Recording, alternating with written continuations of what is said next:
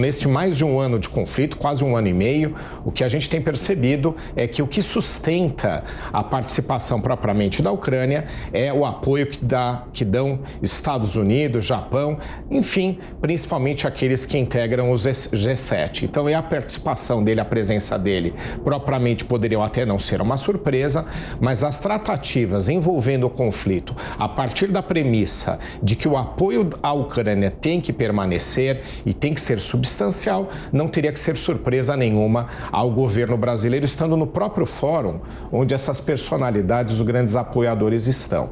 Agora, o que eu acredito, voltando aí ao ponto da sua pergunta, é que o Brasil deveria voltar à sua posição de neutralidade.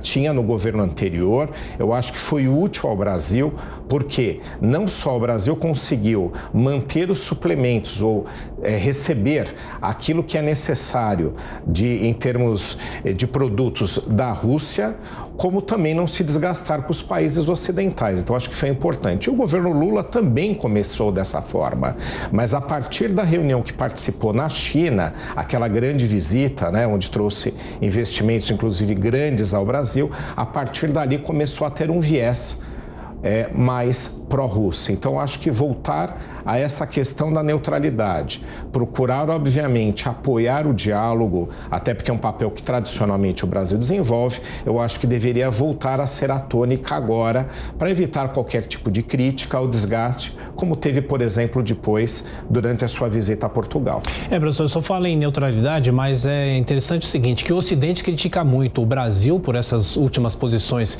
que vem tomado. Agora, como que é possível fazer uma participação política nessa discussão, mas sem se esquecer do lado econômico, né? Porque do lado econômico o Brasil faz acordos com a China. Quem não fizer acordo com a China não sobrevive economicamente, né? Exatamente. Agora eu acredito, eu entendo o teu ponto é importante, muitos falaram disso. Já que estava na China e trouxe de lá 50 bilhões de investimentos, de projetos a serem desenvolvidos, e a grande quantidade de empresários brasileiros com certeza fez lá também ótimos negócios. Sim. Eu acho que esse é um ponto importante, mas eu não vejo, não acredito que era necessário ter algum posicionamento para trazer esses investimentos. Então foram dois posicionamentos que são críticos ao Brasil. Esse com viés mais pró-Rússia, equiparando a Ucrânia no conflito, sendo que a Ucrânia foi invadida, a Ucrânia que não foi permitida a sua independência e as suas tomadas de decisão. Então, evidentemente que neste cenário, a Ucrânia é desfavorecida, não precisa, obviamente, ter uma posição a favor dela, mas a neutralidade, além de ser útil, eu acredito que ela não estava sendo desafiada para trazer os investimentos chineses ao Brasil. E um outro ponto também que foi polêmico é o apoio a que a China parta com ações mais efetivas para retomar Taiwan, já que Taiwan tem ali um posicionamento independente, não é reconhecido como um Estado, inclusive não é pelo Brasil, mas eu também acho que não haveria necessidade para trazer esses investimentos, mostrar um apoio chinês às suas pretensões de uma retomada de Taiwan, que pode inclusive ser conflituosa.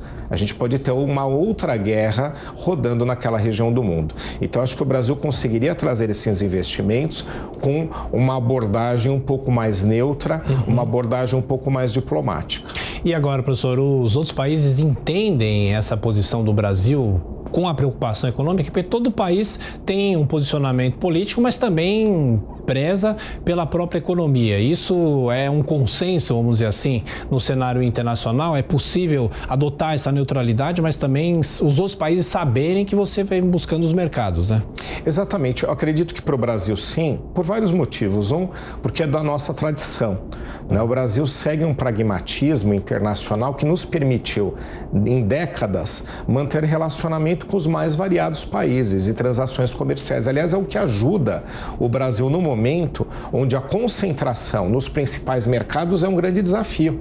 Então, se você aposta as fichas só na China, fica refém dela. Se aposta só nos Estados Unidos, fica como o México, que tem uma interdependência tão grande dos Estados Unidos que não consegue desenvolver outras agendas. Então, eu acho que o Brasil tem essa tradição, poderia defender uma neutralidade afirmando essa tradição, mas também porque eu não vejo grande utilidade em tomadas de posições, até porque nós não somos atuantes naquela região do mundo a ponto de fazer qualquer tipo de diferença um posicionamento nosso. E a gente teve, né, até mencionei aqui, ali acho que o auge da demonstração do desgaste, poucas pessoas observaram, né, a gente até convida, né, a audiência aqui a assistir um vídeo no YouTube onde estava o presidente brasileiro, o presidente Lula, fazendo declarações ao lado do presidente português. E quando foi tratada a questão da Ucrânia, o presidente Lula, acertadamente, começou a aliviar um pouco um posicionamento a favor da Rússia. Acertado porque eu digo que houve ali, obviamente, né, uma ideia de voltar um pouco àquela neutralidade. Mas o presidente português fazendo uma colocação especificamente sendo contrária ao do presidente brasileiro em relação à Ucrânia, falando que a posição portuguesa era muito clara a favor propriamente do Estado que foi agredido, que foi invadido. Então, quem observa ali vê que mesmo naquele momento de alívio, o Brasil ainda estava pagando um pouco a conta de ter se posicionado e saído, né, dessa zona de neutralidade que lhe interessa e que é uma posição que seria cobrada do Brasil, no meu ponto de vista. Ô professor, uma crítica que a gente vem acompanhando nos últimos meses, né, principalmente em relação ao Brasil. O que o Brasil tem a ver com a Ucrânia e talvez até meio que um espírito de pequenez das pessoas aqui, dizendo, o Brasil não serve para tentar mediar conflito nenhum, é um conflito muito distante. Como é que o senhor faz a leitura política desse fato, desse caso? O Brasil pode, tem direito de pleitear essa discussão? Sim, compete ao Brasil participar desses fóruns internacionais. A minha crítica é a forma, né? Obviamente, como isso foi posicionado. Mas tentar ser interlocutor, tentar buscar uma composição das partes é papel do Brasil por vários motivos. Até vou colocar aqui depois uma situação que vai mostrar como a gente até pode ser mais útil. Também, obviamente, aí é uma análise nossa. Claro. De qualquer forma, o Brasil é uma potência regional. Tanto é verdade aí para também a gente ficar comprovando, né? Não é só o que a gente acha, mas tem fundamento que a gente acha. Quase todas as vezes que o Brasil se candidata ao Conselho de Segurança da ONU nas cadeiras rotativas, a gente pega uma das cadeiras. O Brasil é a principal nação, é a nação mais rica de toda a América Latina, então somos potência regional, até mesmo por essa premissa. Estamos aí entre as 10 maiores economias do mundo, somos o 5º em extensão territorial no mundo que tem mais de 200 estados. Então nós somos representativos. Nós temos um corpo diplomático profissionalizado, reconhecido internacionalmente, que é o Itamaraty. Então são muitas as credenciais, né? E aí vem o ponto que eu queria mostrar onde a gente pode ser efetivo. Primeiro, porque somos essa potência regional que eu já expliquei. E depois, propriamente, porque nós temos uma excelente interlocução com a China. Excelente interlocução. E fazemos parte de um grupo que é chamado BRICS, onde está a Rússia e China lá dentro. Então, isso tudo nos credencia a partir da China, buscar um papel de diálogo e tentar buscar com que haja uma negociação para acabar com essa guerra entre Rússia e Ucrânia, que também nos prejudica o mundo todo, e o Brasil não está fora do contexto. O Brasil faz parte desse universo. Mas essa excelente relação que a gente tem com a China é fundamental, porque a China é a grande fiel da balança deste conflito. Você tem todo o Ocidente praticamente apoiando a Ucrânia, você tem a China apoiando a Rússia e sustentando o conflito a partir do momento que ela, pela potência econômica que ela mantendo relações com a Rússia continua tendo condições de permanecer no conflito. Então ela tem os instrumentos na mão para chamar a Rússia para um diálogo mais efetivo por conta desse apoio necessário à sobrevivência da Rússia nesta guerra.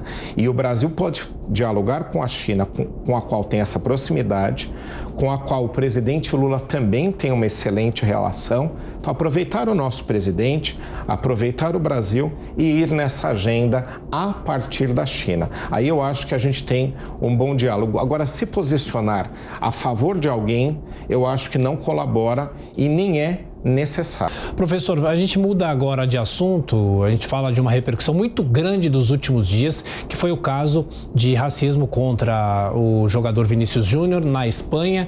Ele já vinha sofrendo, isso não é de hoje, né? Ele já vinha sofrendo outros ataques, mas dessa vez a repercussão mundial foi muito grande e aí vem a discussão sobre o que o Brasil pode também adotar de sanções internacionais do ponto de vista do direito, sendo que é num outro território.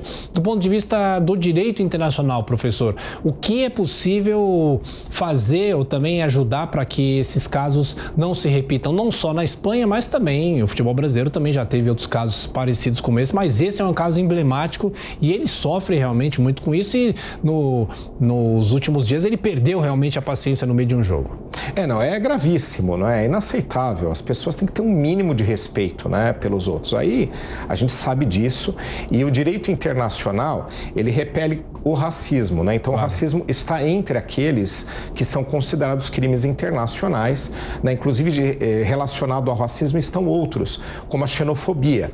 Então, em alguns países, os estrangeiros são vítimas de perseguição por motivos racistas, tá? Então, faz parte ou tem uma relação com a xenofobia, que é outro aí, né? Outro crime internacional, crime de ódio. Agora, ao Brasil, em termos da justiça brasileira, não haveria nada a ser feito, porque não há um alcance sobre essas pessoas envolvidas. Elas estão sob a jurisdição do país no qual praticaram esses crimes e se tivesse algum estrangeiro ou se encontrar algum estrangeiro envolvido, a justiça dos próprios países. Então, só se algum desses cidadãos passasse pelo território nacional, nos daria essa legitimidade. Então, são uma série de situações que afastam o direito brasileiro de ser aplicado.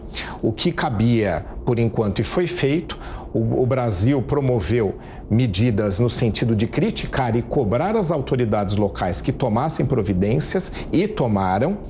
Acertadamente, o Brasil se posicionou nessas exigências. Se elas não fossem atendidas, se não houvesse alguma punição, ou pelo menos investigação, ou que se acionasse na justiça essas pessoas envolvidas, o Brasil tinha duas posições a tomar que felizmente não vai precisar fazer. Uma é de aplicar sanções internacionais propriamente, medidas que podem ser econômicas, medidas que podem ser no sentido de um posicionamento brasileiro contra aquele Estado, e outra que é pouco utilizada, mas seria com certeza aplicável, que é a seguinte: toda vez que você tem um Estado, um país, onde foram cometidos crimes, principalmente quando são crimes internacionais, o racismo entra nessa categoria, podem ser acionados tribunais internacionais. O Tribunal Internacional, ele atua em algumas situações. Uma delas é quando a justiça do país onde foi cometido aquele crime é omissa. Então, se a justiça fosse omissa, não se posicionasse, ela poderia, sim, ser afastada e um tribunal internacional assumir aquele caso para julgá-lo. E aí, a pedido do Brasil.